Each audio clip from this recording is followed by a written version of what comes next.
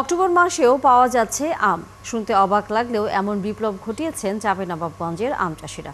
মধ্য এশিয়ার 12 মাসি কাটিমন আম বদলে দিচ্ছে এলাকার এখনকার অর্থনীতি। অসময়ের এই আম চাষ করে বছরে শত কোটি টাকা বাড়তি আয় করছেন চাষিরা। অসময়ে আমের চাহিদার 70% মেটানো হয় কাটিমন আম দিয়ে। সহকর্মী এস.এ. রোকনকে সাথে নিয়ে চাঁপাইনবাবগঞ্জের আমবাগান ঘুরে বিস্তারিত জানাচ্ছেন সৈয়দ রাশিদুল।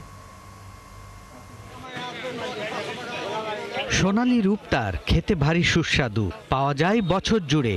চাঁপাইনবাবগঞ্জে আম চাষে নতুন দিগন্ত উন্মোচন করেছে থাইল্যান্ডের 12 মাসি কাটিমন জাতের এই আম। এটি চাষ করে বছরে প্রতি বিঘায় প্রায় 2 লক্ষ টাকা আয় করছেন, যেখানে মৌসুমী জাতে লোকসান গুনতে হতো চাষিদের।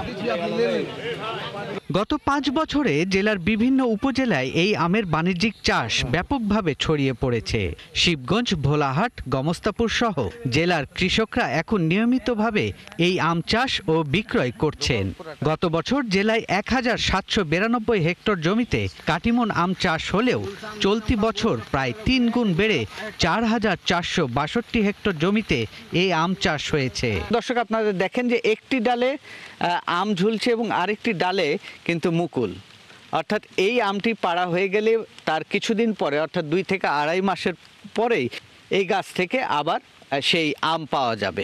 বিশেষ করে কানসাট আমবাজার এখন এই অঞ্চলের অন্যতম ব্যস্ত ও লাভজনক আমবাজার।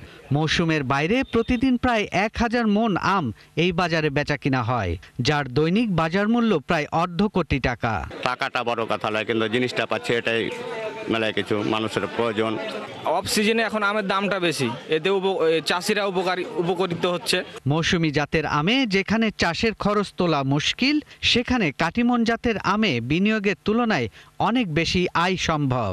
গবেষক ও কৃষি কর্মকর্তারাও জানাচ্ছেন কাটিমন আমের বাণিজ্যিক সম্ভাবনা বেশ ভালো।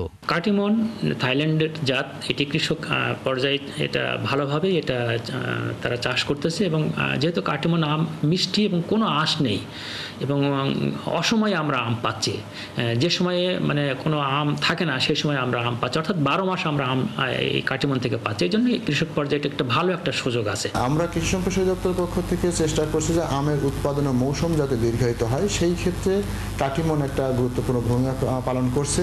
উপযুক্ত মান রক্ষা করে ও সঠিকভাবে বাজারজাত করা যায় তাহলে রপ্তানির সম্ভাবনাকেও বহুগুণে বাড়িয়ে দিতে পারে এই কাটিমন জাতের আম।